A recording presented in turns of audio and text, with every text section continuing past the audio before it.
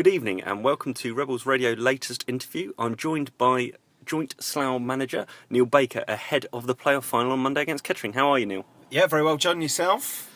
Yeah, just recovering. I think still from Tuesday night. It was an epic, wasn't it? Yeah, it was a great day, to be honest. We got the result we wanted, obviously, and it was a cracking day. I think we got back. I think I ended up getting home about 1 o'clock in the morning, and probably didn't get to bed till about 3:30. You're sort of buzzing from the result. You're looking at what people are saying, and it was a great day, and it's enabled us to sort of enjoy the rest of the week with Monday in mind. Yeah, there's been a big old gap. What have you done this week? Well, Thursday night we had a sort of relaxation session over at Coral Reef. They have like a bit of a sauna world, so sauna, jacuzzi, steam room. Got all the lads together, went and had a bite to eat afterwards. And then this morning we've trained, nothing too intense, but just sort of, again, just getting the lads together, and just sort of, going through a few final bits before the game. How was the atmosphere in the camp? Yeah, it's really good. I think everyone's just excited, to be honest. It's a great game to be involved in. We could have been sitting here today with having not had to have done anything Thursday or today because we'd been beaten against Rugby. But the fact is we beat Rugby and it's enabled us to look forward to a massive game at Kettering. And we can't wait for it. What feedback have you had from the general public, from supporters since that? Have you had a surge of comments and feedback, positive, negative? Yeah, I mean, I think everyone. I think we surprised quite a few people, to be honest, with the result. I know there's certain people within our camp who probably expected us to put in a performance like that. There's some that probably didn't. We felt that we could go to Rugby and put in a good performance, and that's exactly what we did. We've got hard work inside. It's been really positive. It can't be anything other than that. We're 90 minutes away from potential Step 3 football, and as a Kettering. So it's massive for both clubs. What is the latest with any injuries or availability? Obviously, Ed Smith suspended for Monday, which will be a significant blow. But what's the rest of the squad news? Yeah, Eddie's obviously suspended, which is a blow. Scott Harris actually trained this morning. Obviously, he's been struggling with his knee. He had it strapped up and got through the session. He's not 100% fit. I'd say he's probably about 80% fit. It's then whether we take the gamble and put him on the bench, which I guess we probably will do.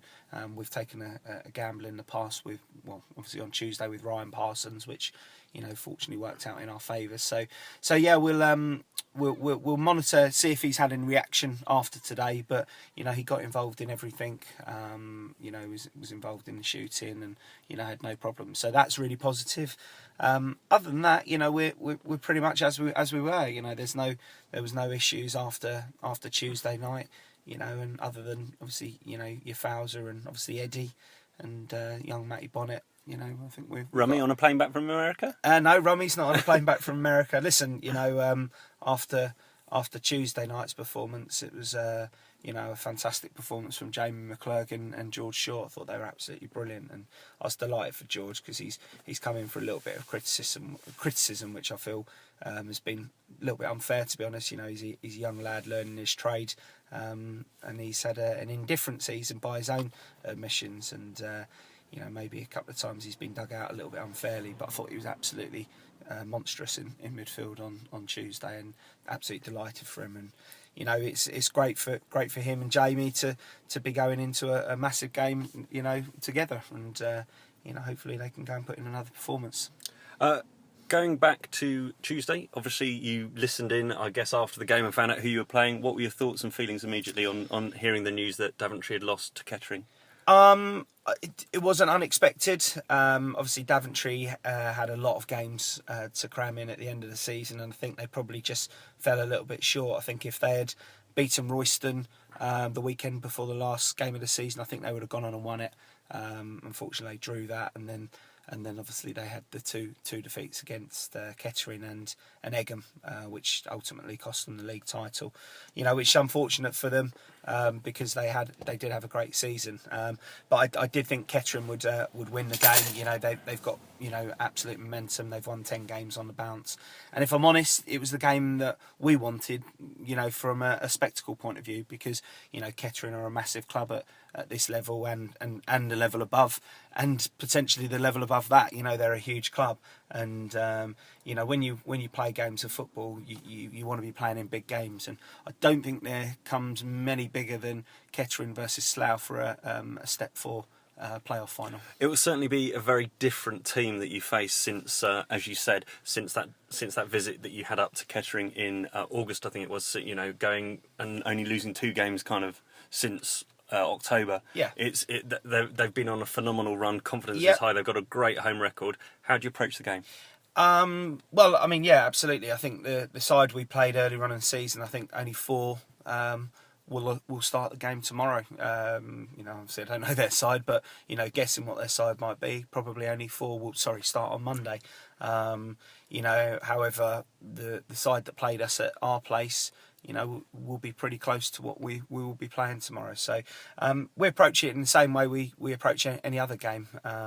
You know, we need to go there, we need to work hard, we need to try and get in their faces and try and, you know, upset their rhythm a little bit, because obviously they've been on a cracking run of form, and you can't take that away from them. I think they've been brilliant. You know, what they've done since October, you know, is first class, to be honest. And you know, I completely take my hats off to them. To be honest, it's the 2 form teams going into the playoff final, because, you know, I know, you know, obviously everyone talks about Kettering, but, you know, I think we've won 15 from 19 games since January as well. So, you know, we're on a good run of form as well, and yeah, that should make it into a decent game, and you know, whatever will be.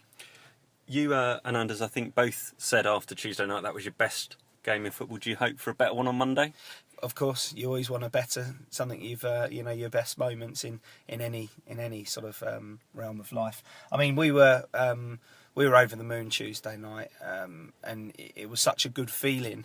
And I think, you know, as a manager, you know, one of the things that I remember being told by my old manager Alan Taylor at Farnborough was, you know, as a manager, you know, the highs are higher than, you know, they were as a player, and the lows are lower than when you're a player, and it's right. And we were at an all-time high on Tuesday night, because, you know, we got probably an unexpected result, you know, at rugby, and you know, ended up being comfortable. So no, I mean, we'll just approach it in the right way tomorrow, and just hope that we can pull off something and try and get that feeling again. But listen, you know, it's a massive game, and it's going to be a very, very tough game. Do you think you're going as underdogs? Oh yeah, massively. You know, they're on a great run of form at home.